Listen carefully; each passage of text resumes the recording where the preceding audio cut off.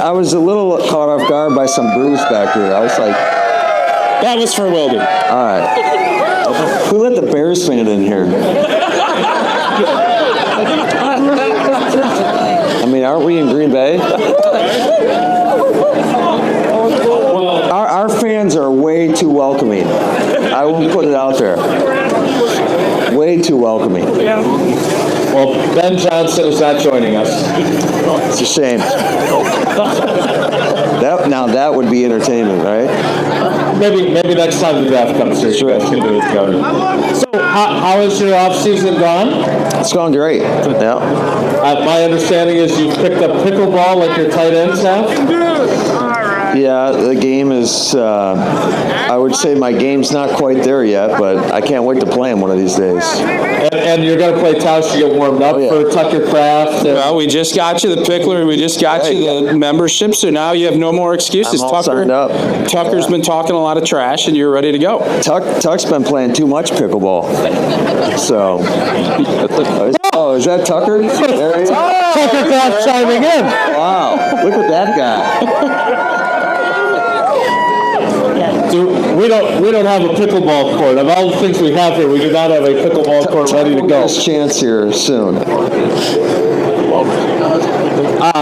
Since Tucker is here, and I know you want to say some nice things about him as a football player as opposed to as a pickleball player, so that you guys can trash talk. I sure as heck hope he's a better football player than a pickleball player.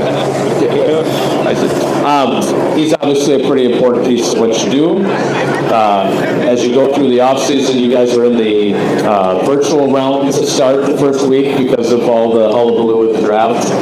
What's your offseason been like, and how excited are you to get back together with your guys? Well, we've had about 20 guys in this week, and it's always great when the guys start coming back in the building. I mean, that's why we do what we do.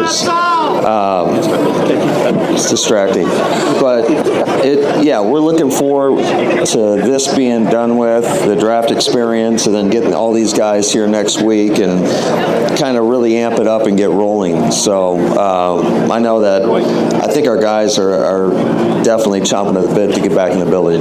Is that from just the fact that it's a long off season and guys get a lot more time than maybe when you started coaching, or you think they're eager just because of the way the season ended, or is it all kind of? I think all of the above. I think we've got a lot of guys that have a lot to prove, and I'm excited for them. I think we got to amp up. Just if we want to go further, we got to get more out of everybody, myself included. So that's kind of going to be the message.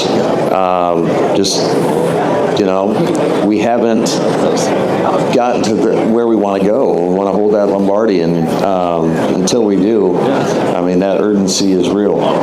So I really appreciate the kindness that you showed about my questions, that they're usually pretty good. Your tenure as the head coach has been better than pretty good. It has been very good. I know you haven't gotten to where you want to be, but is it a little bit crazy to think that it's year 7 for you? Does it feel like that game in 2019 in Chicago, your first one, was forever ago? Or does it feel like yesterday? And how is this? I was going to say both, right? Yeah, I think, when I got into this, the first couple of years went really, really fast. But at the same time, you look back, and I'll never forget that experience going into Chicago, going into Soldier Field and beating down the Bears. But just all the hype around that game. It was the 100th year for the NFL, and just the 75th year, whatever, 100th year. No, 100. And the guy singing the national anthem that does all the Blackhawk games, and the atmosphere was electric. And I know it wasn't the prettiest of games, but we found a way to win the game, and that'll be one I'll always remember. So, when I think about it being your 7th season, like Mike Holmgren only coached here for 7 years. Mike McCarthy coached longer, but a lot of times, there's a point where guys start to move on. When you're in year 7 now, how have you evolved as a coach? How different are you? But there's also things that you obviously believe in that you want to always stay true to. How do you kind of balance that as you get further into your tenure? Yeah, there's core principles that absolutely have not changed. I would say that one of the ways, when you first get into this role, you want to do everything, and you realize quickly there's not enough hours in the day to do everything. So you have to have people around you that you trust that are capable of carrying out what you want to get done. And for me, I feel like we've had a very strong staff since the day I got here, and it's evolved quite a bit. And I'm just fortunate to be around a lot of quality people. And one thing I really value about our organization, and it starts right at the top with Mark Murphy and 𝙒𝘀𝙀 and Russ and guys like 𝙏𝘼𝙐𝙎, like people value character here, and it extends to the people that we bring in the building, from coaches to players, and that makes coming to work much more fun, more enjoyable, and I think it's a lot easier because adversity is coming our way at some point in time. It happens every year, every week, on a daily basis, and you've got to have good people to be able to weather those tough times. So, Matt, what did you, when you look back and you study the film and you had a long off season, what did you learn about last season? Well, there's a lot to learn about last season. In regards to how we evolved defensively, I would say the vision that we came in with Jeff Hafley and our ability to, I would say, play to our players' strengths and put them in a position to be able to go out there and have success was a lot different from maybe the initial playbook that we installed with these guys when we thought we were going to be an over front, playing a bunch of single high, and we evolved into playing multiple fronts, playing a lot of split safety, doing replacement fire zones. And I think that's our job as coaches, is you figure out what your guys do well and try to put them in that position. But I was proud of our guys in the fact that we did have a lot of adversity. I mean, it's never easy when you lose your starting quarterback. You got a guy like Malik Willis that comes in here, and he's been here 19 days, and he goes into Lambeau and starts against the Indianapolis Colts, and you're able to win a ball game. And then it was the next week, the Malik Willis redemption tour, to go down to Nashville and beat them, the Titans. And so I think there's a lot to be proud of. Certainly the season did not end the way we wanted to. To have an opportunity to go into Minnesota and to come up short, just getting too far behind too early, I think, is one of the lessons that I took from last season. Is you got to come out from that opening kick and put your best foot forward, and knowing that it's not always going to go your way. But I did think that our team showed don't quit, and we were a resilient group, and that's got to be our DNA moving forward. Matt, when we were talking about how you started, in 19, you've obviously got Rodgers as your quarterback. You got a lot of veteran players. There's been obviously a transition there. You have so many young guys like Tucker, who are evolving into veteran players, obviously. I'm curious how your coaching shifts with the types of guys you have and the levels of experience you have on the roster, from that type of team to the team you coach now. Yeah, I think everything's changed in regards to our approach. I think when you have a more veteran team, guys that have been there, done that, you give them a longer leash, I would say. I think that you structure practice in a way that you're just trying to get these guys to the game, and you're just trying to keep them fresh because they've had enough reps, they've played enough ball, they've been in those big-time situations that you trust that they're going to be able to get it done. When you have a younger team, you're constantly trying to push the envelope, and we learned that a couple years ago. We're sitting at 3-6, and it wasn't like we were going to cut back practice. We needed to practice more. We needed to incorporate more competition periods because, we were young, and these guys needed the reps to grow as players, as people. So I would say that is probably the biggest difference between a veteran team and a younger team is you're constantly just pushing the envelope with these young guys, knowing that there's going to be more risk, but I think it's one of those risks you got to take. What are the benefits of having more young players? Like, dealing with Tauscher on a daily basis, he's set in his ways, right? A lot less perspective, and we got a great group. I love our team. I love the character of our team, and these guys want to please, and they want to do what you think is in the best interest of your team. And I don't get a lot of pushback from these guys, so I'm definitely appreciative of that. You said earlier that when you start as a head coach, you feel like you have to do everything, right? And then that's an evolution to understanding and delegating. But you also got into coaching because you love coaching ball, right? So you coached quarterbacks, you were in charge of quarterbacks. You were an offensive coordinator, you were in charge of the offense. When you're the, for lack of a better term, CEO, how do you balance that now where you empower your assistants, but you still want to be doing what you do best, which is helping Jordan with his footwork or whatever else? How do you go about divvying all that up? Well, that's a great question. I would say this. I think you try to see where you're not getting the production that you want, and then you insert yourself there.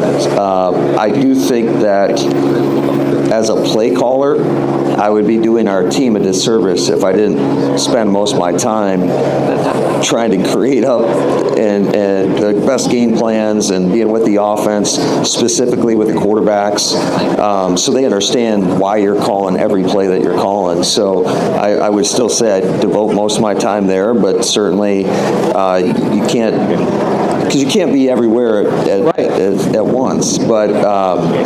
But you better know what else is going on in each phase, and that's why I love the off season, because it allows me, especially when we start going through OTAs, to empower guys like 𝙒𝘼𝙐𝙎𝘾𝙃 and Jason Wilde, and we got 𝙏𝘼𝙐𝙐𝘾𝙃 back here now, and John Dunn, and those offensive coaches to kind of take it and run with it. And I spent a little bit more time in the off season with Rich and with Halfley, and just making sure that everything is in alignment with what the vision that we have set forth. But once it comes season, and certainly there's things that come up, but I would say you tend to teeter more of your time with the offense in that regard. There's not a point where you would think you'd want to give up play calling, though, would there be? I would do whatever's best for the squad. So if I thought that was going to help us, absolutely I would do it. I enjoy it, but at the same time, for me, it's whatever it takes to win the game. With a handful of Bears interlopers here, I don't want any important details to come out. But when you have the offseason, you have Josh Jacobs last year do what he did within your offense. You've got emerging tight ends. Hopefully Luke stays healthy and you get the best out of him. Have you done a lot of, well, what about this? And what if we do that?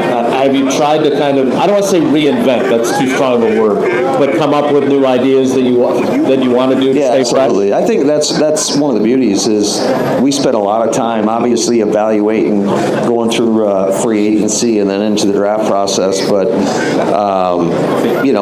you better study what's going on around the league, because this league is ever evolving, and if you want to stay ahead of everybody, then you better be at the forefront of that, and that better be at the top of your mind. So that's something that we're always conducting, is watching other teams that have had success in certain areas and how are they successful, and trying to implement when possible whatever it is that they may be doing.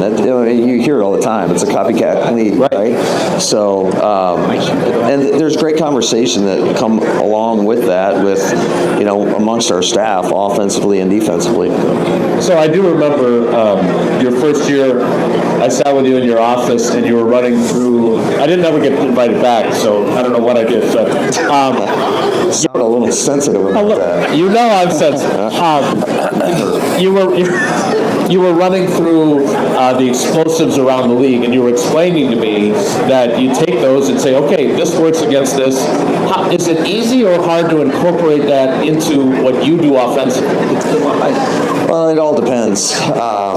Play specific, you're going to tell me. I think part of our job, especially if you're an offensive guy, you want to study the trends of the defense to know what would potentially work against certain coverages, and vice versa. If you're a defensive guy, you better know what is coming your way in regards to what our offenses are going to put out there. Josh Jacobs, was he as good? I mean, was he better than you thought when you guys went through the free agency process? Because obviously he was incredibly productive, but is that what you expected? What I would tell you is, tough as this may be, I think he's even a better person than he is a player, which is really hard to do because we all appreciate his skill level as a player. He's as advertised, having a guy like 𝙒𝙗𝙇𝘿𝙀 that had been with him and with the Raiders and knowing how he talked about him, and then to see it firsthand, because you never really know until you're around a guy. But what a great leader for us, both by example and when times when something needed to be said, he wasn't afraid to say it. So certainly I appreciate that, because I always think I know this to be true, it means a little bit more when it's coming from your peers than it does from the coach, because they expect that from us. But when your peers are saying what maybe we're thinking, I think it just resonates a little bit more amongst the locker room. So when you talk about him as a leader, he walks in as his first year in your locker room. Xavier McKinney walks in this first year in your locker room, and they have that gravitas about them. We talked to Tucker during the tailgate tour, and he wants to take on more of a leadership role. You mentioned Jordan and wanting him at the end of the season to be a little more vocal. How do you set them up to be good leaders by being a leader yourself? Well, I think it all starts with the work that they put in. They have to establish that, and I think all those guys that you mentioned did that and have been doing that. And it's not just when you feel like it. That's the one thing about leadership. It doesn't matter what you feel like. You have to show up and be consistent on a daily basis in order to get the respect from your teammates, and that's where it starts. So it's a credit to those guys, and then you try to put them in positions of, hey, Tuck, you're breaking down the team today, and then you see what they have to say. And but I think it all starts by just, for them, they got to be themselves, they got to be genuine, but they got to put in that work, and those guys all do that. We talked briefly there about Jordan. You talked about the 2020 draft. I think it was with Dan Patrick. Tasha's mad at me that it wasn't with us, so I'm apparently not asking you to come on the show now. But where is he in his development? You are a quarterback guy, so you know the position. Where is he in the process?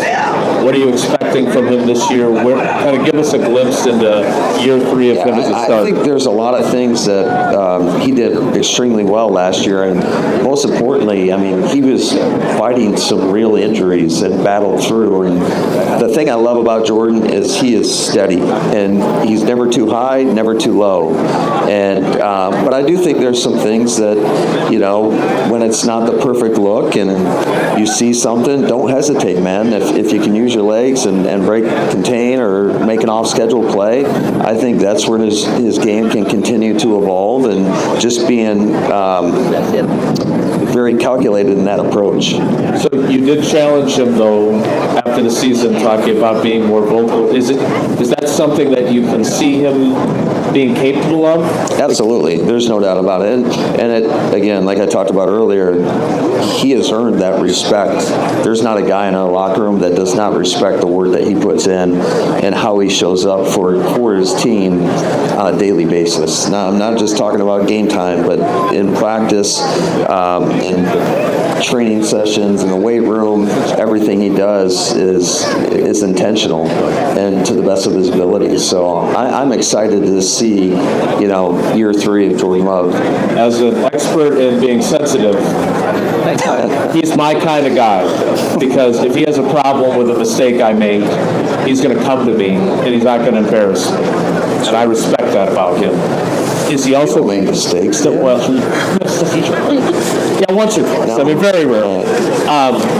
But there are times where maybe it takes, or maybe it's a different type of player who isn't going to respond to that approach. Does he have it in him to be the other end of the spectrum and get after guys, or is that not necessarily something he needs to be able to do? No, I think absolutely. I think when he sees something wrong, he's not afraid to say it. I mean, I think that kind of comes with the position, and I think the more he's in those situations, I think the more comfortable he'll be with those. All right, so how much do you pay attention to the mock drafts and to all of this stuff? Because obviously a lot of people here, a lot of people have ideas on what they think the Green Bay Packers need. I'm assuming you're paying attention and watching every mock draft? Oh, yeah, you know it. That's what I spend my time on. Just, who do you think we need, Todd? It's a good question, Matt. I think you can always have offensive line, but I think one of the things, and you did that, you got old Banksy, when you're looking at the wide receiver spot, and that's one of the things I know our fans and I think Packer fans are looking at.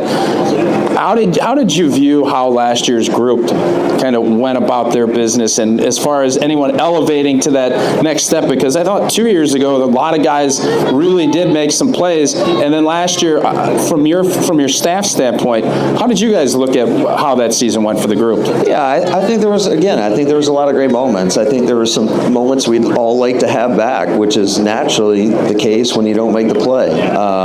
But what I'll tell you about that group is I love how those guys compete. And I know I talk about it all the time in terms of how do you play without the football? How are you blocking for your brother? And those guys bring it every game. So I'll roll with those guys any day. So, Matt, a couple more things while we've got you. I give you a little bit of grief about this, but it's one of the things that I respect most about you, is that in a press conference, it's always, well, I have to do better at this. And I know that's not just phony. So I'm going to put you on the spot, though. Since you say it's always, I've got to do better, what do you need to do better this season? When you look at yourself from a coach's perspective, what do you want to do differently or better to get you to where you want to go? I think there were a couple. Some fans are saying your challenge percentage. Yeah, I'm not worried about that. There's some calculated risks involved with the challenges where you may want a timeout, where you're just like you throw the flag instead. So you can't worry too much about that. And then certainly I think in the first half you're going to be a little bit more liberal with your challenges and take a shot. Where in the second half you're trying to hold on to those timeouts in case it doesn't go your way. And in fairness with the Sky Judge, it has become a lot less critical part of the process. I would agree with that, and I'd also say that you just saw a lot less reversals this last year, and I think that's part of the learning process. I know there's a new guy in that role in the NFL, and there's a learning curve for it. Yeah, I didn't mean to interrupt you. I do that to him all the time, but what are the other things that Jason thinks that you should be improving upon? Well, I think if I'm being critical myself, there were some moments, though, in games where I don't think we managed the game the way it should have been managed. And that is something that I feel like we've done a pretty good job with over the course of time. And there were a couple instances, Chicago being the number one, where we let it get away from us. And that falls squarely on my shoulders. So I take that very personally. And you usually don't get a whole lot of sleep when something like that happens. So throughout this draft process, and I'm not expecting you to tell us if we're trading or what we're doing that, but how is it if there's somebody that really you sit down with an interview, you're watching film, and you just love, you go in and kind of tell 𝙒𝙀𝙀, does he ask your input? How does that whole process work? Because I'm sure you're watching guys and thinking, boy, that would be a fun guy to have either defensively or, on the offensive side of the ball. Yeah, I'd say those conversations happen daily throughout the draft process when you're watching tape, and as soon as you see somebody, all right, whether it's really good, it's like, all right, tell me the bad stuff about this guy, and vice versa. When you don't see it, and you see a guy that might be highly rated by some, what am I missing? So, the hardest part of the draft is there are a lot of guys you like, and you see them just get plucked off the board and going to other teams, and that's just part of it. But you just want to make sure that the 8 picks that we have, you get the guys that you really love. All right, last thing, because you talked about how you owe it to your team because you're the play caller to have that be at least a major part of your time. When you have someone like Jeff Hafley, who you've talked about the adjustments he made from what he was planning to do to what he actually did, I don't know who you're going to get tonight. Maybe you add to your defense with your first-round pick. But who are we going to get, Jason? I want the wide receiver. I want 𝙒𝙗𝙇𝘿𝙀. So if you could let Goody know, I'm sure that would put the kibosh on you getting. He's not there. I am fascinated by Shamar Stewart. What if he's not there? I think it's time to take back. Now you know what we go through. So that happens, and inevitably every year, whether it's whatever round you're in, there's always a guy that you're about to pick, and sure enough, right before your pick, he gets. And you've gotten your hopes up about a guy, like you're like, oh, I'm already picturing him in the offense, and then he goes off the board. Well, so I've learned I try not to think about that person at all in the moment, and because inevitably that's what happens. So my question about defense, though, because you have to have someone, given your involvement with the offense, that you trust. Jeff has been a head coach. You guys were top 5 in total defense, top 6 in scoring defense. What more is out there for that group, given how good they were, even with the adjustments he was forced to make it? Yeah, I thought our defense definitely, even look in the playoff game, we played well enough to win. And unfortunately, it was 16-10 in the fourth quarter, and when we needed to stop, we didn't get the stop. But I thought all in all, when you look at the totality of that game, they started off that first possession, we fumbled the opening kick, which may or may not have been, but apparently it was. So I thought throughout the course of the game, we played winning football, and that's what we need. We need a repeat performance of that, and I think to even amp it up a level. Now, Tucker was on that tailgate tour. He's looking for more touches at quarterback. He's been so successful with that not tush push. I don't know if that's something. I'm not sure. Is there more stuff? Is there more fun stuff to maybe get him involved, or? Yeah, we absolutely. He's a guy that we absolutely have to get more involved in whatever facet that may be. But he's a great weapon for us. I love it when he gets the ball in his hands.